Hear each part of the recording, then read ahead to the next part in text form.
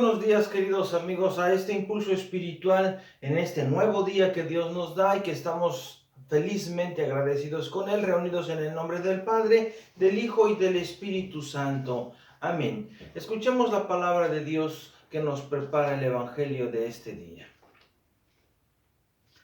Del Evangelio según San Lucas.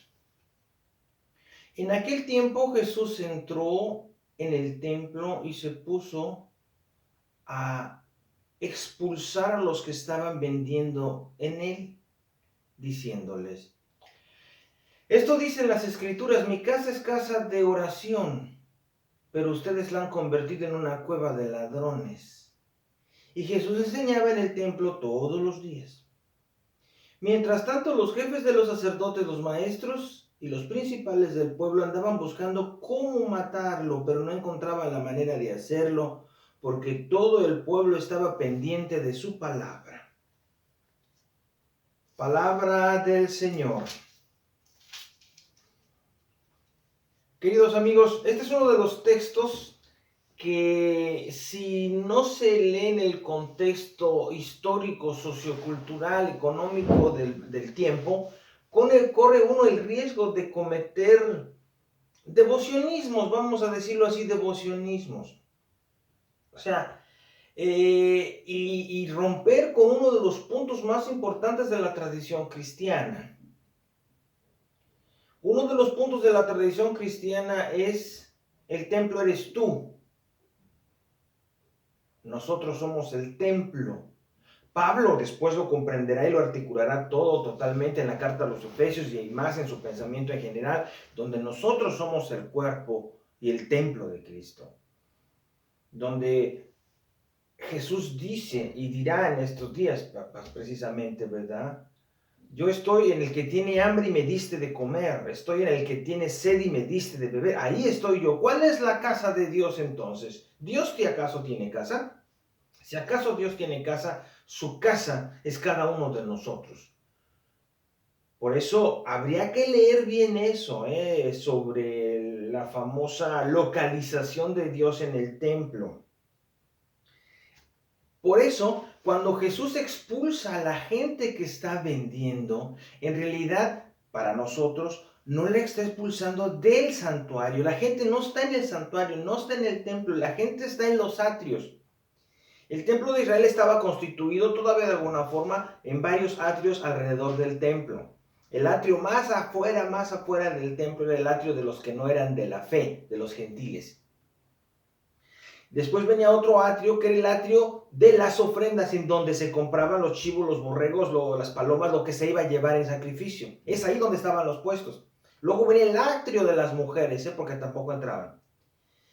Entonces parece ser que entre el atrio de los gentiles y ese otro atrio estaba el atrio de la vendedera. Es de allí de donde Jesús está hablando. Por eso es tonto imaginarse que está pensándose en el santuario. Pero lo más interesante de esto es que Jesús, al desacralizar el templo, está diciendo: Dios está también aquí afuera. Este también es la casa de mi Padre. Y si acaso él en lo que está en contra es en el que el templo total, los atrios, la institución del tiempo, los sacerdotes del tiempo, la organización que fue la que lo mató, de allí sacaba mucho dinero. De ahí sacaba mucho. El centro era el centro económico y social más importante de la Palestina de ese momento, era el templo de Jerusalén. Entonces Jesús está hablando a grosso modo de que Dios está en todas partes, también en el atrio donde están vendiendo, y Dios está también en esos negocios que ustedes están haciendo y que no están buenos.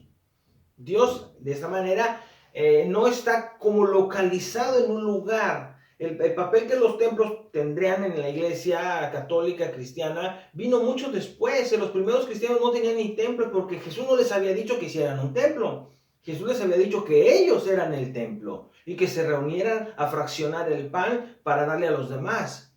O sea, Jesús no se imaginó: vayan y construyan un templo más grande que el de Jerusalén para que... No hizo nada de eso. O sea, y los primeros discípulos por eso no tuvieron templos. Se reunían en las casas, como dice San Pablo, a la iglesia que está en la casa de.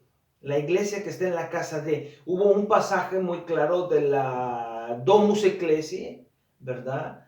de la Ecclesia Domus a la Domus Ecclesiae, de la iglesia de la casa a la casa de la iglesia. Y con el tiempo, claro, nosotros tenemos ya un sistema, un dispositivo, pero que conste que esos templos no son tampoco una estructura, no debe de ser una estructura socioeconómica que explote a la gente, pero tampoco son un lugar en donde solo Dios está y en las otras partes no se está. No, Dios está en todas partes, lo hemos dicho, y fundamentalmente ha decidido estar en los pobres, ahí donde la gente sufre. ¿Quieres encontrar a Dios? ¿Quieres ver a Dios? Ve a tu hermano que está sufriendo. Allí está. Cuando tuve hambre y me diste de comer, cuando tuve sed y me diste de beber, cuando estuve forastero y me hospedaste, etc. Queridos hermanos, la palabra de Dios es siempre muy rica y a veces nuestras interpretaciones que pueden ser así muy devocionales, el Señor no le gusta, lo sacó de la iglesia, sí valen, pero pierde uno la riqueza del cristianismo, en donde lo más importante no es si vendes chivos o no en el atrio de la iglesia, lo más importante es si tú que eres la iglesia eres respetado, si a ti que eres la iglesia te respetan, si respetan a tus hermanos que son la iglesia, el único lugar en donde Dios está. Por eso, queridos hermanos, así como defendemos que en las iglesias esté el cuadro más bonito, el farol más bonito, los cálices más bonitos y todos bien vestiditos, los padrecitos, los acolitos y todos bien bonitos, así como defendemos el lugar en donde nos reunimos, que no es la casa de Dios, es la casa de la iglesia, el lugar en donde nos reunimos, ojalá que así también seamos tan celosos para defender la presencia de Dios fuera de esos templos, para defender la presencia de Dios en nuestros hogares, en nuestras casas, en las personas enfermas, en las personas que están ahorita en este momento sufriendo. Yo creo que, por ejemplo, con eso del COVID que cierran o polarizan las iglesias o limitan las iglesias, no debería de espantarnos tanto.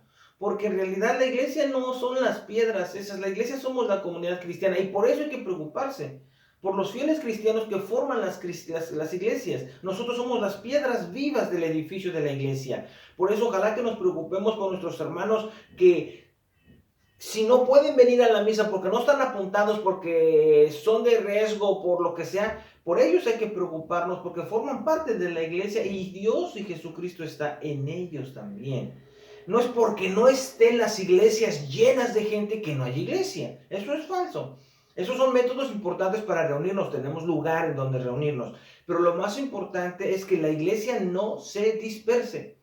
Que la presencia de Dios no se acabe. Y esa presencia está en ti, está en mí, está en tu hermano, está en tu hijo, en tu hermana, en tu patrón, en tu trabajador, en el mecánico, en las personas que tenemos alrededor. Ahí está la presencia de Dios. Honrémosla también allí. Y como decía San Tertuliano, ¿verdad? Este santo, algunos piensan que no, pero bueno, por lo menos teólogo importante. Honra el cuerpo de Jesucristo honrando el cuerpo del enfermo.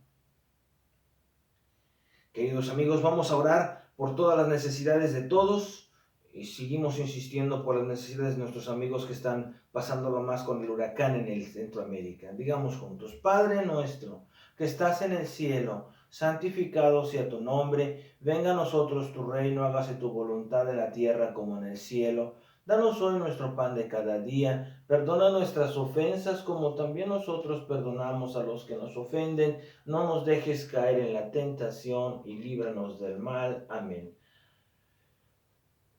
El día de mañana, queridos amigos, como saben, el día de hoy empieza ya el Encuentro Nacional Online Arte, Oración y Familia. Es por eso que mañana los invito, en lugar de la oración del impulso espiritual sí va a haber impulso espiritual, pero a las 8, porque es el impulso espiritual nacional. Ustedes se pueden conectar a través del canal aof.encuentro o pueden simplemente buscarlo en la página de la parroquia, ahí están todos los links o los links que ustedes han recibido para el encuentro. Allí está el momento, a las 8 de la mañana hacemos la oración, que será el impulso de la jornada que tendremos, y seguimos unidos en oración, porque Dios está con nosotros, en todas partes. Que el Señor nos bendiga, nos guarde todo mal y nos lleve a la vida eterna.